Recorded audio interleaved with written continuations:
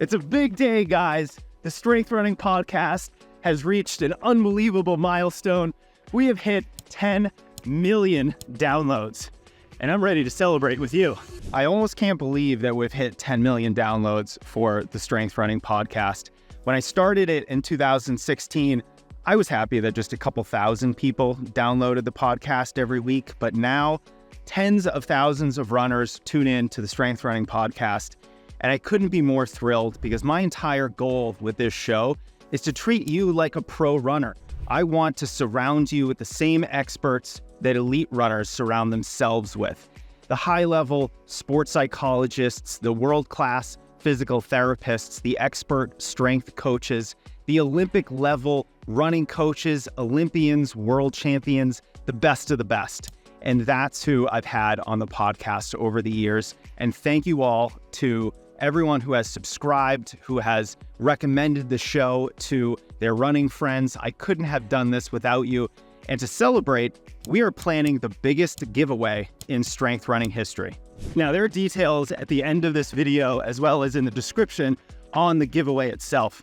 But before we get into that, I want to talk about what I've actually learned speaking with all of these subject matter experts. Let's get into it.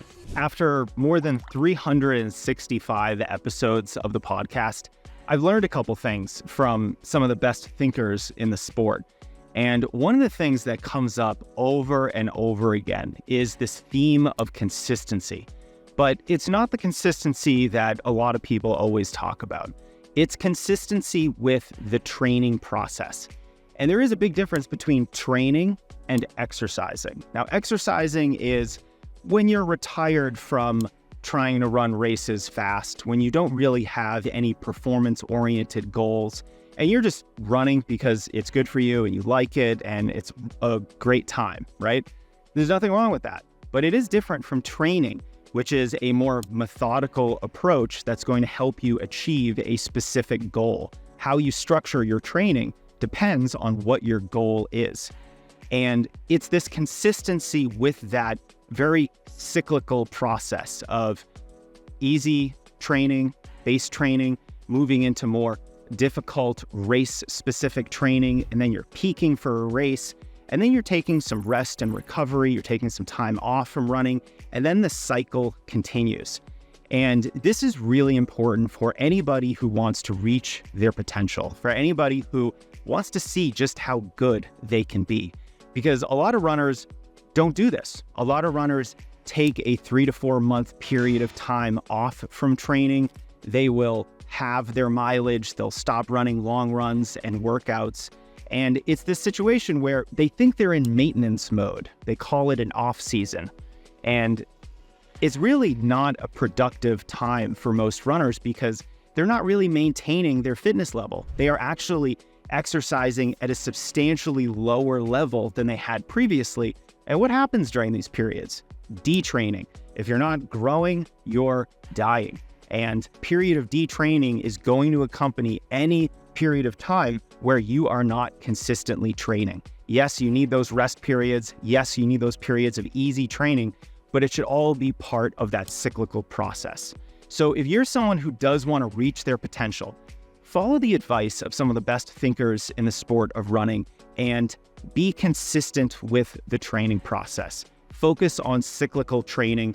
Don't take months and months off from the sport because then you're going to have to take months and months to regain the same fitness level that you had beforehand. We don't want to do that. We always want to keep the ball rolling down the hill. We always want to keep your fitness growing gradually over time. You know, another major lesson that I've learned from specifically performance experts, high-level running coaches, and physical therapists is the fact that we shouldn't just consider ourselves runners. There's a lot of other things that we need to do in our training besides just running. And if we are just running, we're leaving a lot of performance on the table and we're predisposing ourselves to getting hurt. So if you're someone who wants to run fast and you're someone who wants to prioritize longevity in your training, we can't just go for our run or our workout or our long run every day. There are a lot of other things that are just as important. Now, those things are a lot of the things that we might see in a really good training plan. So we might see something like a dynamic warm-up, a series of running form drills. We might do things like strides or uphill strides or hill sprints. We might do things like cross training. And then of course, strength training, both body weight exercises that are taken from the worlds of physical therapy, but also getting into the gym and lifting relatively heavy weight, actually trying to get stronger.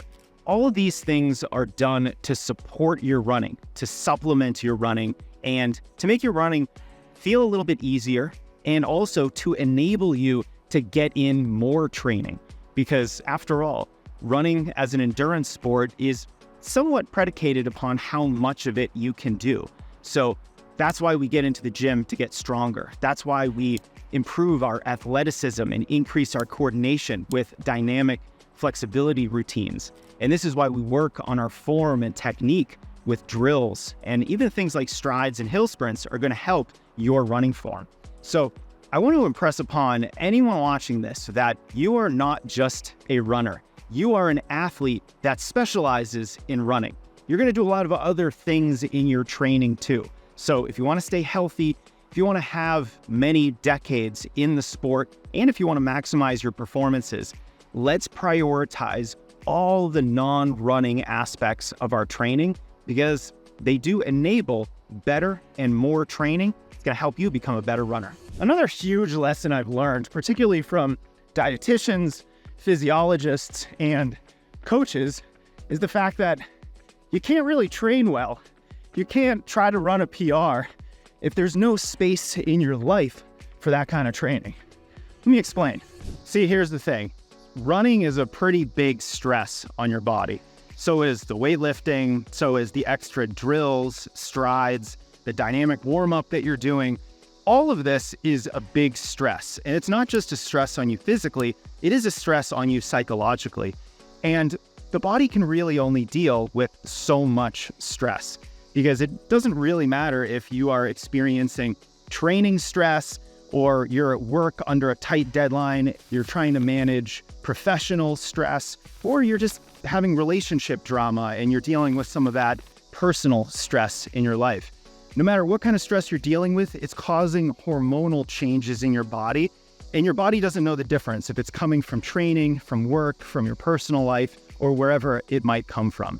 So if you are trying to chase a PR, if you're trying to train really hard for an event, you're trying to break a certain time barrier in the marathon or another event, it's going to be really hard to both do the stressful training that you need to prompt those adaptations and also manage the stress in other areas of your life. And this is why it's often very common to see some of the best runners in the world being in their 20s and early 30s before they have this other big career, before they have a family, kids, and other responsibilities in their life. You need the space in your life from all those big responsibilities to truly dedicate yourself to the big training that's needed. Now, of course, we're not going to give up our families or our professional responsibilities so that we can focus on our running. Most of us aren't pro runners. But what we can do is really mitigate that stress outside of our training.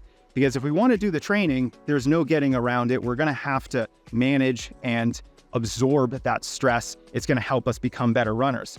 But a lot of other stress isn't necessarily good for us. Yes, we can use that stress to have a great presentation at work. We can reframe it as excitement. And there's a lot of other strategies. But for those runners who really want to push the envelope with their training, it's going to be a good idea to try to mitigate that stress outside of life, because running and all the training we're doing is quite stressful. These are some of the highest level lessons and big picture training principles that have been reinforced time and time again on the Strength Running podcast. And I know that if you leverage these principles into your own running, you are going to thrive. So I hope this was helpful for you. If you are a podcast listener, just make sure you're actually subscribed to the show. Just hit that little subscribe or follow button and you'll never miss an episode. If you've never listened to the Strength Running podcast, go ahead and subscribe. I promise you're going to like the in-depth conversations that happen there about a lot of the same topics that we discuss here on the YouTube channel. And now, without further delay, let's talk about that giveaway. I had to take the giveaway part of this video inside because we're giving away so much stuff that I didn't want to miss anything. So to celebrate 10 million downloads of the podcast, we have partnered with many of our sponsors to give away a whole bundle of goodies. The first thing that you're going to get from LMNT is a huge package of 4 months worth of salt if you use one every single day. So it's going to include raspberry, citrus, grapefruit, and watermelon. Plus, you're going to get a sample pack and a Yeti mug. Let's also not forget about 2Before. 2Before is going to give you a bulk size package of their caffeinated blackcurrant berry pre-workout, a scoop, and a water bottle to mix it up in.